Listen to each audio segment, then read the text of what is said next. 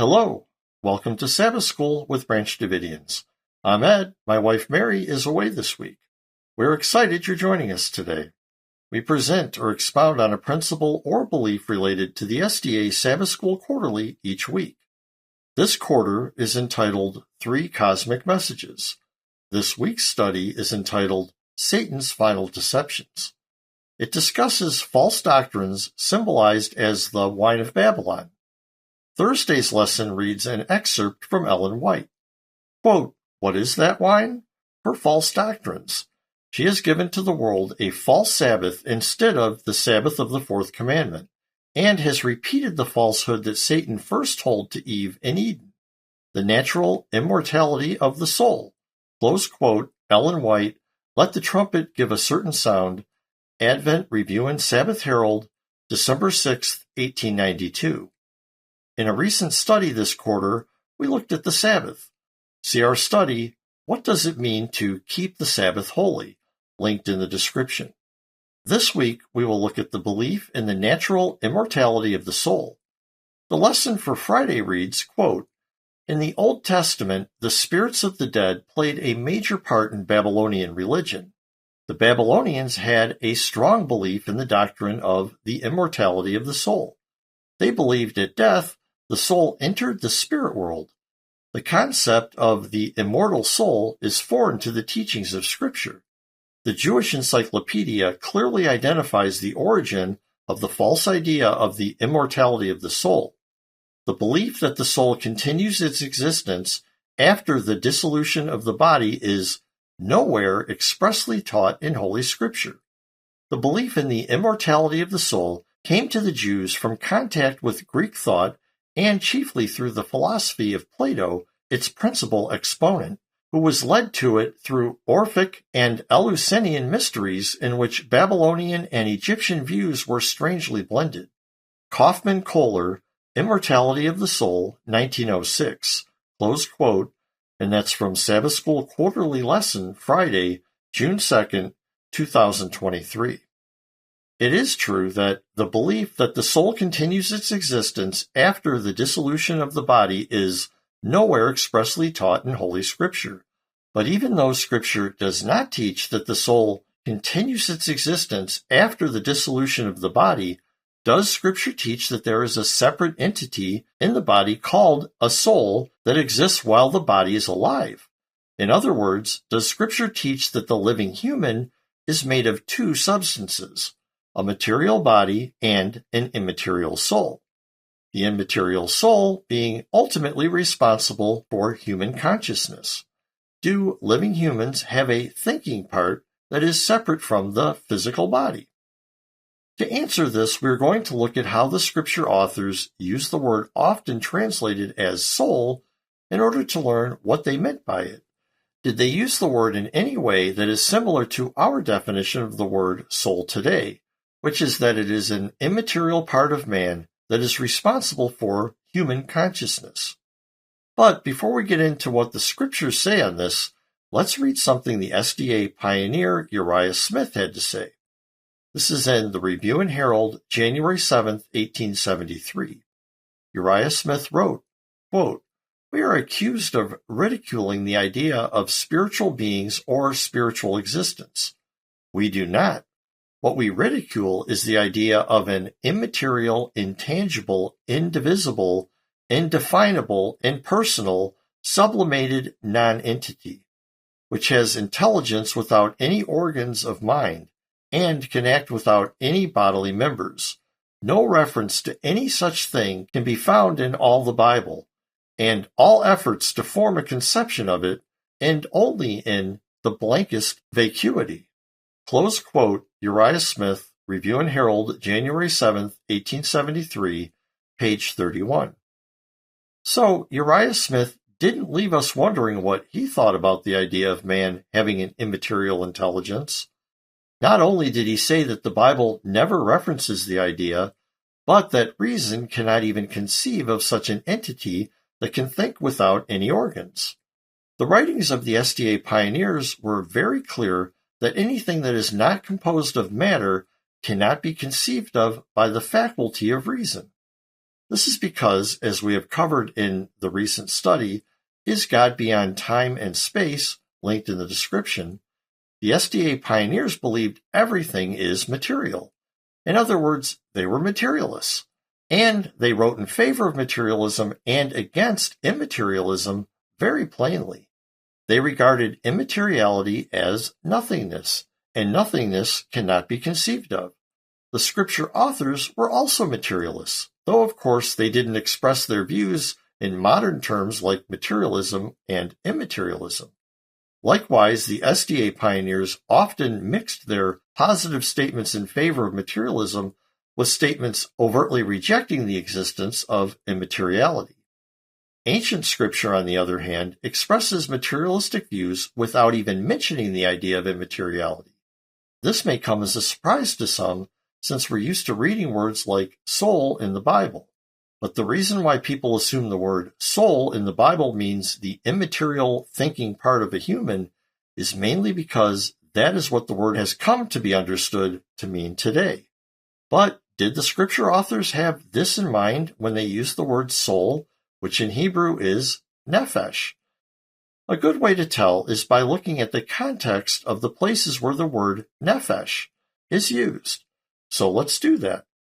To start, we will look at the familiar passage in Genesis 2:7. It reads, Yahweh God formed man from the dust of the ground and breathed into his nostrils the breath of life, and man became a living soul, nefesh. And again, that's from Genesis 2:7. Now here, the living nefesh is, well, dirt. It is formed dirt, or organized dirt to be sure, but dirt nonetheless. Notice it does not say that God formed the body of the man from dirt, but that he formed man from the dirt. There is no mention of an immaterial thinking part of man here. In other words, the man, or the human, is not said to be dirt plus a soul, but just dirt. A better word today to use to translate the word nefesh in context here would be body. Let's take a look at another place where the word nefesh is used, and we will look at its context there. Genesis 1:20 reads, God said, Let the waters abound with living creatures, and let birds fly above the earth in the open expanse of the sky. Again, Genesis 1:20. The word translated creatures here is nefesh. It is not translated with the word soul in any English translation I could find, probably because, in context, the modern use of the word soul just doesn't work for the word nefesh here.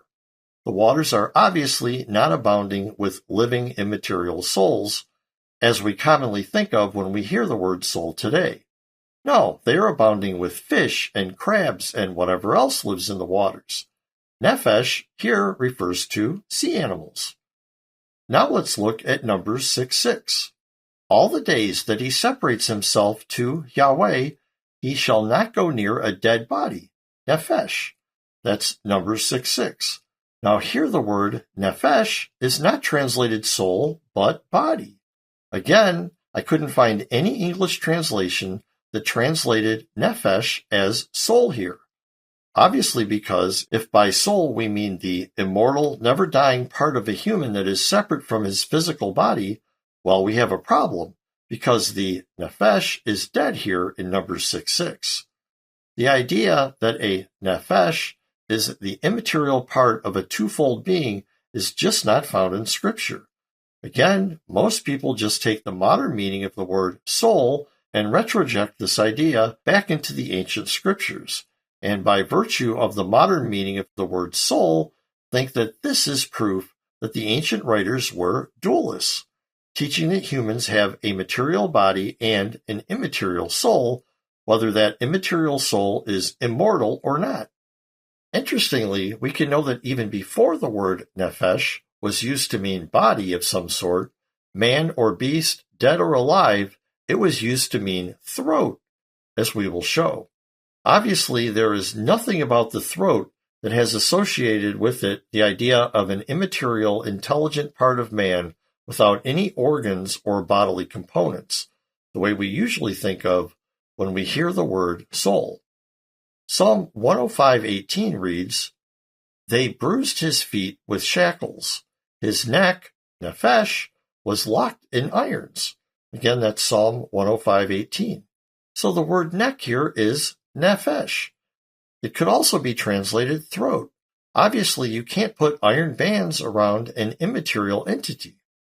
Next, we have Ecclesiastes 6:7, which reads, "All the labor of man is for his mouth, and yet the appetite, nefesh, is not filled."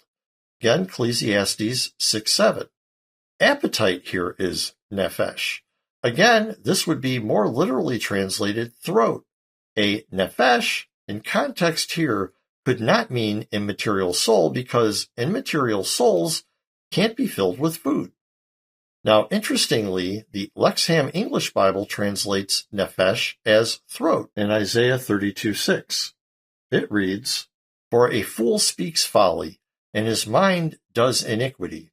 To behave wickedly and to speak error concerning Yahweh, to leave the throat, nefesh, of the hungry empty, and he deprives the thirsty of drink."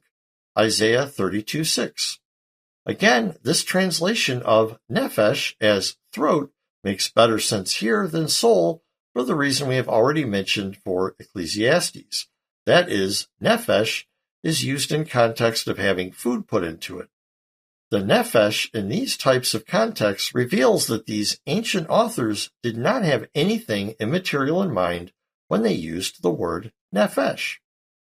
Now, these verses where throat is a good translation in context are about eating, or the neck, but some uses of the word nefesh, as we are about to see, are in context of speaking.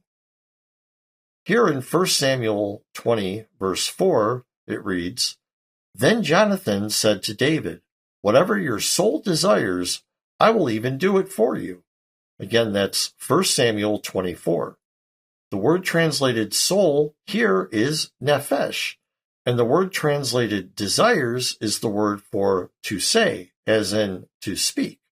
So literally this says, what your throat says, I'll do for you. Similarly, in Genesis 27:4, we read about Isaac wanting to give the firstborn blessing to his son Esau before he dies. Quote, "Make me savory food, such as I love, and bring it to me, that I may eat, and that my soul, nefesh, may bless you before I die." Close quote. That's from Genesis 27:4. So the word nefesh here is used for saying or speaking something. In both of these cases, the word nefesh, or throat, is being used in order to express something in a more poetic way that could be expressed in a more simple or straightforward way. Rather than saying, "Whatever your throat says," Jonathan could have said, "Whatever you say." And instead of saying, "That my throat may bless you," Isaac could have said, "That I may bless you." In other words, my throat is being used as a synonym for me, and your throat is a synonym for you. Because the word nefesh was being used in context as a synonym for person, it took on that meaning.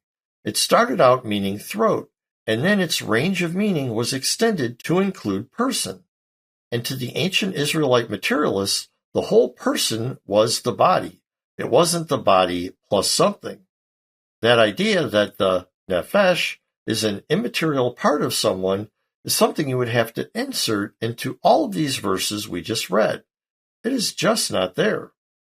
So to summarize what we've seen, the Hebrew word usually translated soul, nefesh, simply didn't mean an immaterial part of a person, whether an immaterial part that continued to exist separate from the body after death, or even an immaterial part that was responsible for thinking during life. Instead, the word nefesh sometimes referred specifically to the throat, and in other cases it referred to the whole body, which was understood by these ancient scripture writers to be the whole person. For a deeper study on this, please see Supposed Spiritualisms, What Scripture Really Says About Souls and Spirits, linked in the description. Thank you for staying with us till the end. We invite you to visit our website, www.bdsda.com, to learn more about who we are and, just as important, who we are not. Please join us each week as we will continue to offer new and interesting insights for your Sabbath School studies. And if you want to keep up with our new studies as they are published, we recommend subscribing. We are on YouTube, Apple Podcasts, Spotify, and on plenty of other podcast apps. Links for subscribing are in the description. God bless. And from Mary, many blessings.